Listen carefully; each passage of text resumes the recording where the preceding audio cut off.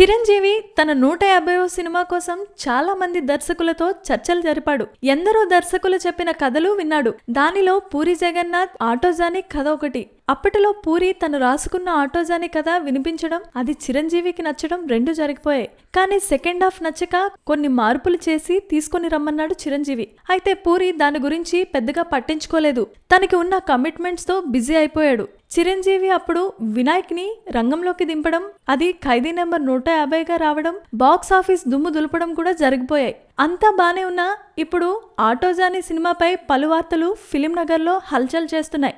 దీనిపై చిరంజీవి తాజా ఇంటర్వ్యూలో ఓ క్లారిటీ ఇచ్చాడు. చిరంజీవి దీనిపై స్పందిస్తూ, ఆ సినిమా డ్రాప్ అవ్వలేదు, కానీ పూరి సెకండ్ హాఫ్ ఇంప్రూవ్ చేసుకుని వస్తే తప్పకుండా చేస్తానని తెలియజేశారు. ఇప్పుడు ఖైదీ సినిమా వచ్చింది కాబట్టి తనకి ఎలాంటి మార్పులు కావాలో పూరికి అర్థమవుతుంది. తనకి నచ్చినట్లు తీసుకుని వస్తే చేయడానికి నేను సిద్ధం అని పూరికి క్లారిటీ ఇచ్చారు. ఏది ఏమైనా చిరంజీవి తదుపరి చిత్రాలపై క్లారిటీ వచ్చింది కాబట్టి పూరికి చాలా సమయం ఉంది కాబట్టి ఏం చేస్తాడో చూడాలి.